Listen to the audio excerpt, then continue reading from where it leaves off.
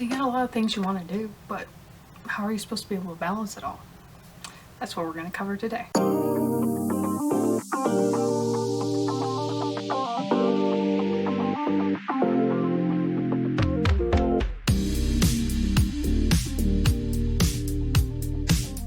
Hey guys, I'm Sarah. Welcome back to my channel. I'm so glad we could hang out again today. Today, I wanted to do a video about how I manage to balance everything I do in my life. A friend of mine reached out a few weeks ago asking for me to do a video on this topic, and I was like, you know, I'm super passionate about it, so why not? Because it is something that I have gotten into the practice of, and I have spent a lot of time honing my ability to balance, work, writing, business owning, school, just family life, hobbies, etc. And while I am definitely not perfect at it, there are a lot of things I can improve on. There's a lot of things that I think I can let you guys know to maybe help you also achieve your goals. In addition, in tie-in to this video, I have a freebie that I'm offering to all of my newsletter subscribers. It is a workbook that should help you be able to find a plan to help you achieve your goals. And it's going to cover a lot of the things that I'm going to discuss in this video, but more specifically towards you making a plan that will work for you in achieving your goals and finding a balance in your life. So if you would like to get that workbook, please subscribe to my newsletter, and you should be able to get the link to that, plus a whole bunch of other fun goodies that I am trying to start offering to my newsletter subscribers, so I'm very excited about that. But anyway, on to the video. So the first thing I need to do is make a disclaimer about what balance is not, because I think this is something that a lot of people get wrong when it comes to finding balance. They think it's like doing all the things all at once, and like constantly having everything together and no rest. You can rest when you're dead, and those types of mentalities, and that is not what balance is. That is the opposite of balance. So number one, balance is not doing all the things all the time, and this is incredibly important. Please remember this. You cannot and will not, when you are finding your balance, do all the things all the time. I don't. Anybody else who seems like they have a good balance in their life does not. For everything there's a season, and that is incredibly important when you're trying to make plans to achieve your goals, is to understand that some things are going to be priority in this time of your life, and other things are going to be priorities in another part of your life, and it's incredibly important to remember that. For instance, in the month of February, the month that this video is going up, my work priority, my writing priority is editing Escape from Mathabo. That's it. I don't have any other writing goals really, except for some small piddly things, because editing this book is going to take most of my creativity, most of my time, most of my energy. I won't be able to focus on anything else, and it's incredibly important for me to remember that's my priority, and that is what I'm going to be doing that month. And again, another priority is school, because I have obligations to other people in order to make sure I actually earn my degree. I can't let that slide. So other things have to go, such as, sure, it would be nice to write 5 different projects in this month, but I can't because I have certain obligations. So those projects will have to be put on a back burner for another time when it is appropriate for me to do it, such as when I have my book beta read. I won't be touching Escape from Mathabo, so I can dedicate that time that I was spending on it towards another project. So you see how it's not doing all the things all at once. It is knowing when is an opportune time to work on a specific project. When is it a priority?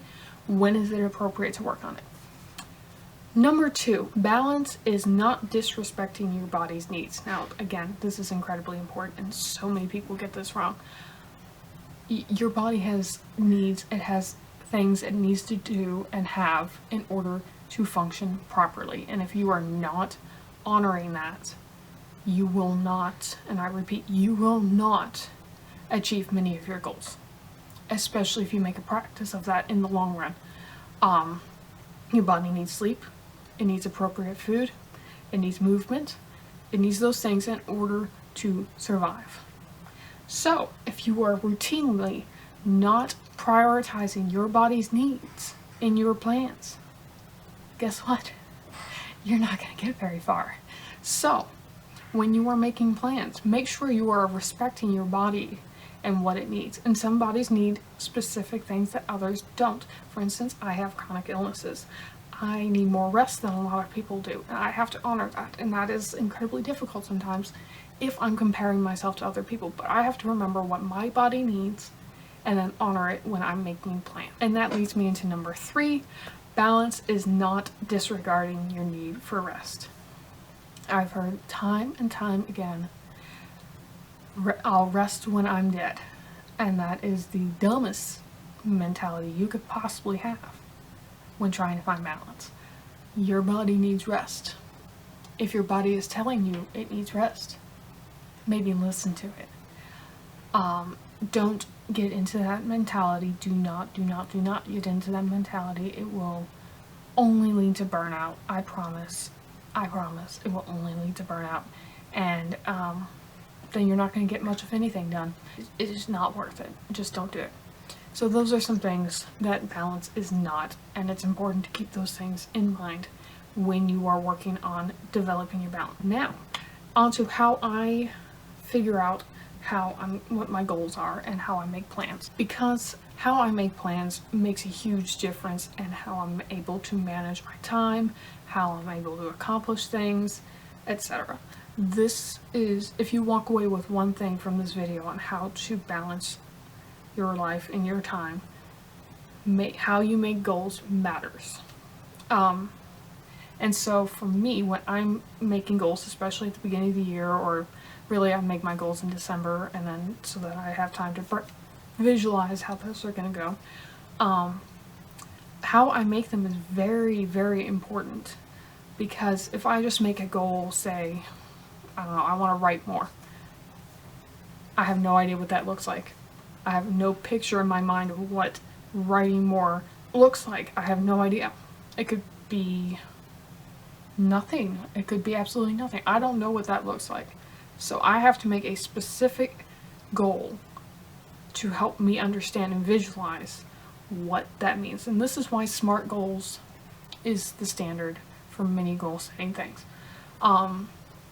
Because, you know, it's specific, is measurable, it is actionable, it has a time frame.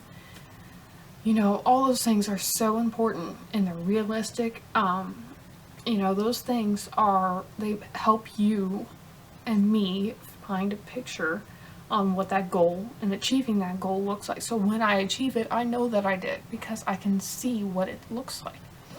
So for instance, like instead of saying I want to write more, instead I would make specific goals. Okay, what do I want to write? Alright, so this year I decided because I want to publish Escape from Math book. I had to make specific goals for Escape from Math book. I needed to know when I needed to draft it, to edit it, to have it beta read, to have it edited by a professional line editor, to have a cover.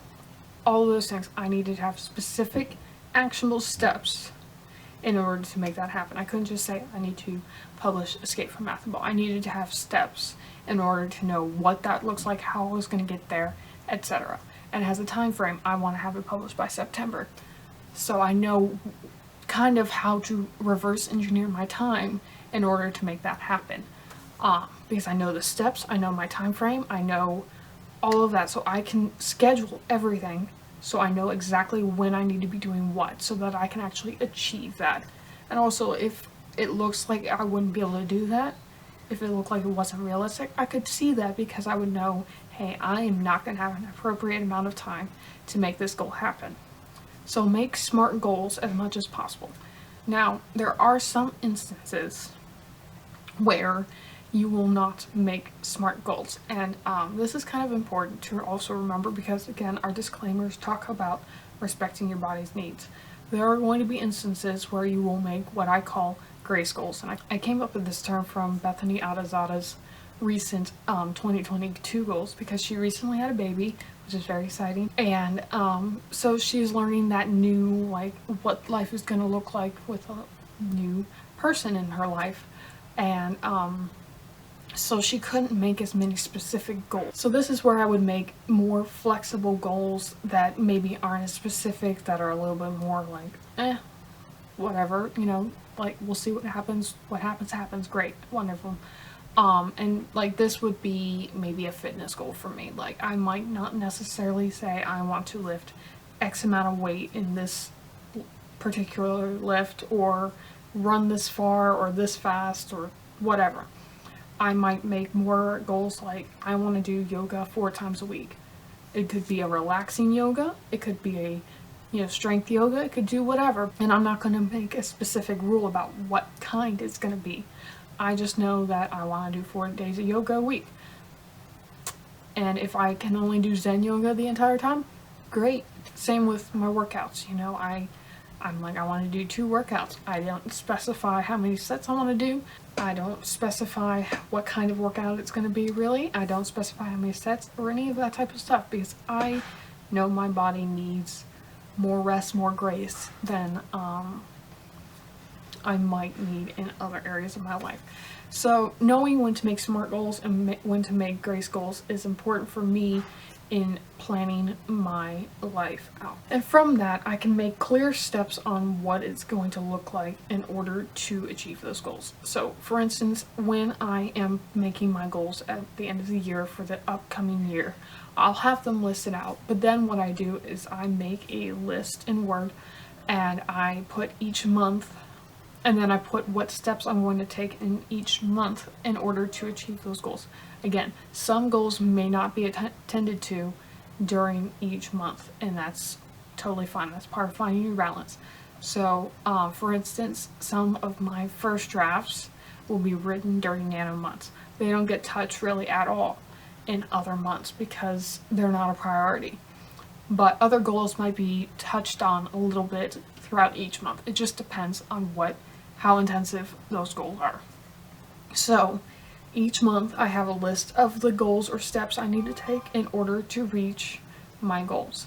And this is important because then I can see, hey, I'm actually going to be able to reach this goal, or if I follow this plan, I can reach my goals. And a lot of times I try to just do the first 6 months of the year at the beginning, and then if things kind of go out of whack a little bit, I still have the rest of the year in order to kind of make up for that in case something goes awry. And that's really helpful for me in making my plans, because I know, okay, I wasn't able to get this done when I wanted to, or it took a little bit more time, but I have all this time here where I can rework things and figure out what's going to actually happen and what's not. And then once I have my plan, there's a couple things that has to happen. One, I actually have to stick to it, because it ain't worth much of anything if I don't actually bother to go do the thing. So I have to stick with it. I can't wait until motivation strikes. Like, many days I'm just like, I don't feel like doing much of anything. You know, in those days I have to know what is laziness and what is pure exhaustion, because there's a difference. And again, respecting your body's needs. If it's laziness, I just push through, because I just need to tell my body to stop talking and just start doing.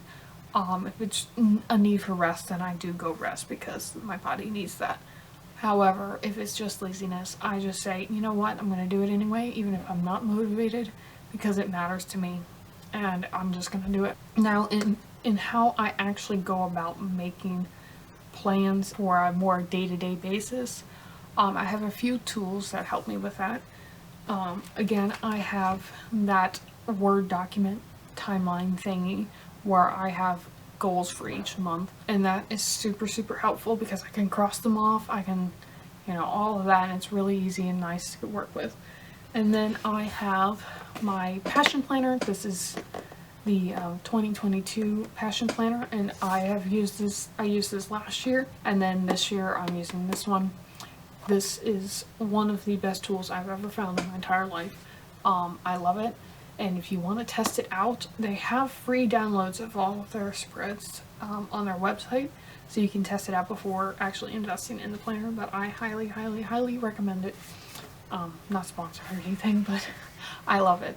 But it is super helpful for me because they have monthly spreads in it. So every month they have a monthly spread, so I can put my goals down here. I can plan my social media here or whatever I need.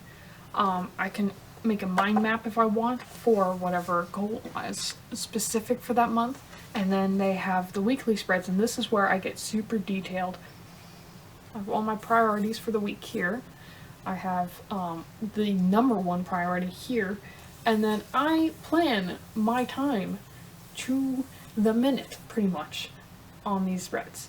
So the number one thing is, if you have a plan, make time for the plan. Don't just be like, I'll do it whenever. No, take control of your time, please. That's like, if anything, that is the one thing that's helped me so much, is taking charge of my time. And the Passion Planner has helped me with that because it has the weekly timetables, and that is so incredibly helpful. So highly recommend the Passion Planner. And then I also make a goal wallpaper for my laptop, and this is to help me have a very pretty visualization of my monthly goals. It covers, life goals, writing goals, reading goals, social media, and work. All of them are there, and it makes my life so much easier to see those upfront and personal every day. So I remember that each step I'm taking is supposed to work towards those goals. And sometimes I don't reach them, and that's okay. That's why we have that flexibility of like, okay, it didn't work here, let's move it somewhere else. And lastly, again, in the Passion Planner, at the end of every month, they have a spread worksheet type thing where they do a monthly reflection.